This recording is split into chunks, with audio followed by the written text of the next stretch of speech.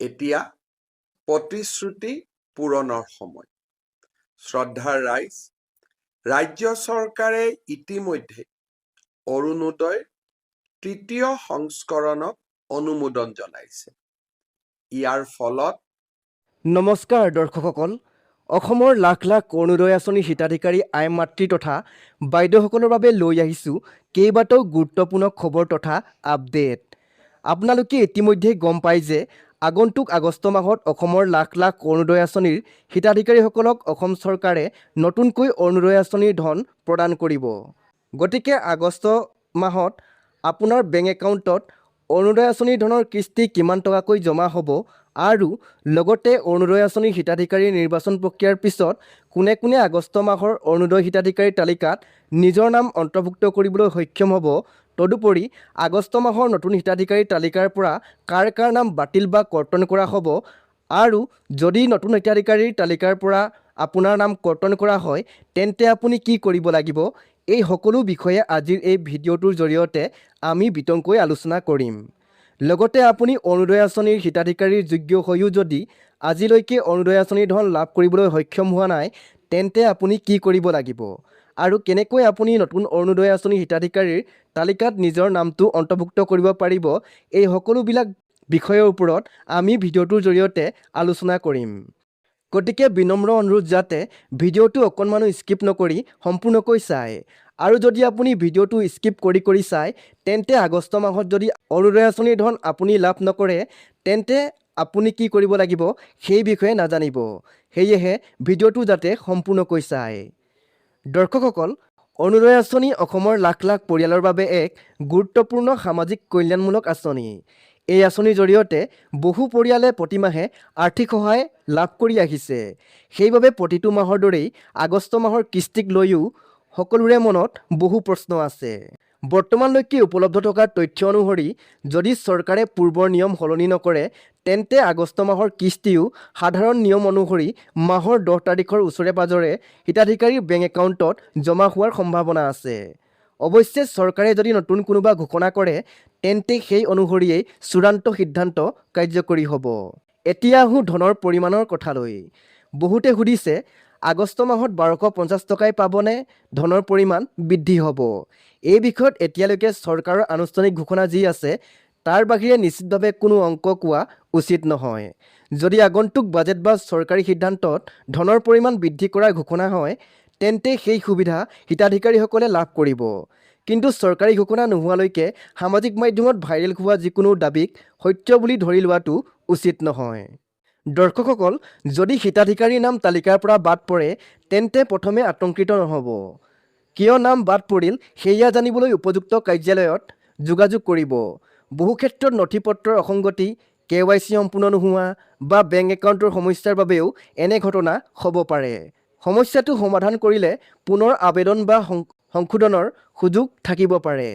যদি আগষ্ট মাহত আপোনাৰ বেংক একাউণ্টত অৰুণোদয় আঁচনিৰ ধন জমা নহয় তেন্তে প্ৰথমেই চিন্তিত নহ'ব। ধন নোপোৱাৰ কেইবাটাও কাৰণ থাকিব পাৰে।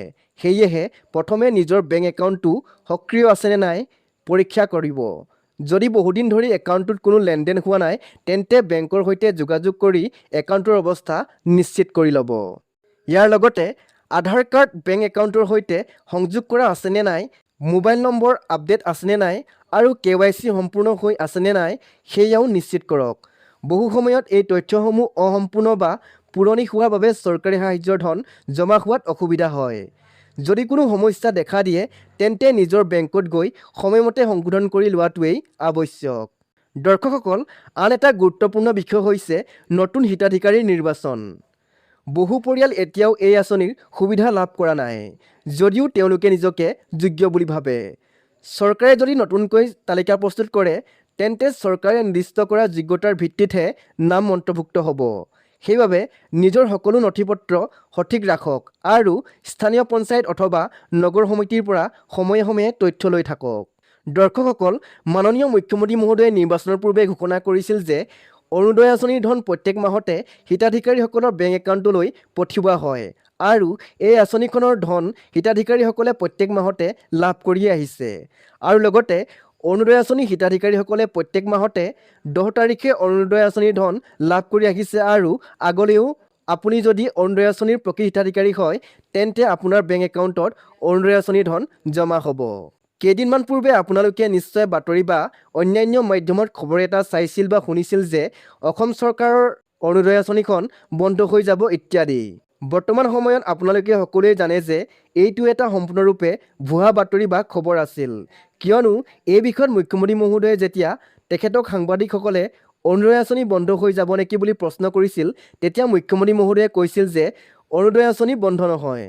লগতে মুখ্যমন্ত্ৰী মহোদয়ে বাতৰি প্ৰকাশ কৰা মাধ্যমবিলাকক আঙুলিয়াই কয় যে এনেধৰণৰ বাতৰি প্ৰকাশ বা প্ৰচাৰ কৰাৰ পূৰ্বে বাতৰিটোৰ উৎসৰ লগতে বাতৰিটোৰ সত্য নে অসত্য তাক প্ৰমাণ কৰি বা বিচাৰ কৰি এনেধৰণৰ বাতৰি প্ৰকাশ কৰিব লাগে। লগতে আপোনালোকে নিশ্চয় জানে যে নিৰ্বাচনৰ পূৰ্বে অৰুণোদয় আঁচনিৰ ধন 5 মাহৰ কিস্তি অসম চৰকাৰে আগতীয়াকৈ প্ৰদান কৰিছিল আৰু লাখ লাখ হিতাধিকাৰীৰ বেংক একাউণ্টত জমা হৈছিল। তদুপৰি যিহেতু মে' মাহত নিৰ্বাচনৰ ফলাফল ঘোষণা হৈছিল, সেয়েহে আপোনালোকে মে', জুন আৰু জুলাই মাহত অৰুণোদয় আঁচনিৰ ধন লাভ কৰা নাছিল, কাৰণ নিৰ্বাচনৰ ফলাফল ঘোষণা কৰাৰ পিছত নতুন চৰকাৰ গঠন কৰা হৈছিল। দৰ্শকসকল, মুখ্যমন্ত্ৰী মহোদয়ে ইতিমধ্যে ঘোষণা কৰিছে যে জুলাই মাহৰ 6 তাৰিখে বাজেট অধিৱেশন অনুষ্ঠিত কৰা হ'ব আৰু সেই বাজেট অধিৱেশনত অসম চৰকাৰে অৰুণোদয় আঁচনিৰ বাবে ধন মুকলি কৰিব। দৰ্শকসকল, আগষ্ট মাহৰ পৰা অৰুণোদয় আঁচনিৰ হিতাধিকাৰীৰ ধন বৃদ্ধি হ'বনে নহয় এই বিষয়টো সম্পূৰ্ণৰূপে নিৰ্ভৰ কৰিব 6 তাৰিখে হ'বলগীয়া বাজেট অধিৱেশনৰ ওপৰত। বাজেট অধিৱেশনত যদি চৰকাৰে অৰুণোদয় আঁচনিৰ হিতাধিকাৰীৰ বাবে অৰুণোদয় আঁচনিৰ ধনৰ পৰিমাণ বৃদ্ধি কৰে তেন্তে আপোনালোকে আগষ্ট মাহৰ পৰা অৰুণোদয় আঁচনিৰ ধন বেছিকৈ লাভ কৰিব আৰু বাজেট অধিৱেশনত যদি চৰকাৰে অৰুণোদয় আঁচনিৰ ধন বেছিকৈ মুকলি নকৰে তেন্তে আপোনালোকে আগৰ দৰেই প্ৰতিটো মাহৰ 10 তাৰিখে অৰুণোদয় আঁচনিৰ ধন লাভ কৰিব। দৰ্শকসকল, আগষ্ট মাহত অৰুণোদয় আঁচনিৰ সম্পৰ্কত এই মুহূৰ্তলৈকে উপলব্ধ তথ্য আৰু আপডেটৰ আধাৰতেই আজিৰ এই ভিডিঅ'টো প্ৰস্তুত কৰা হৈছে। যদি চৰকাৰৰ ফালৰ পৰা আগন্তুক দিনত কোনো নতুন ঘোষণা, নতুন নিৰ্দেশনা বা ধনৰ পৰিমাণৰ ওপৰত ভিত্তি কৰি কোনো নতুন আপডেট আহে তেন্তে সেই সকলো তথ্য আমি যিমান সোনকালে সম্ভৱ আপোনালোকৰ ওচৰলৈ লৈ আহিম। আশা কৰোঁ আজিৰ এই ভিডিঅ'টোৱে আপোনালোকৰ বহু প্ৰশ্নৰ উত্তৰ দিবলৈ সক্ষম হৈছে। গতিকে দৰ্শকসকল, আগন্তুক দিনবোৰত অৰুণোদয় আঁচনিৰ লগতে অসম চৰকাৰৰ বিভিন্ন আঁচনিসমূহক লৈ আৰু বহুতো নতুন নতুন আপডেট তথা খবৰ ৰাখিব আৰু সেই সকলো আপডেট আমি সৰ্বপ্ৰথমে আপোনালোকলৈ লৈ আহিম। যদি আপুনি বিচাৰে যে এটা আপডেটো যাতে মিছ নহয় তেন্তে এতিয়া ভিডিঅ'টো লাইক কৰক, আপোনাৰ পৰিয়াল আৰু বন্ধুবৰ্গলৈ শ্বেয়াৰ কৰক আৰু আমাৰ চেনেলটো ছাবস্ক্ৰাইব কৰি বেল আইকন টিপি ৰাখক। আপোনাৰ এটা শ্বেয়াৰে হয়তো কোনো যোগ্য ব্যক্তিক এই গুৰুত্বপূৰ্ণ খবৰটো জনাবলৈ সহায় কৰিব। ধন্যবাদ। পুনৰ লগ পাম পৰৱৰ্তী এটা নতুন আপডেটৰ সৈতে।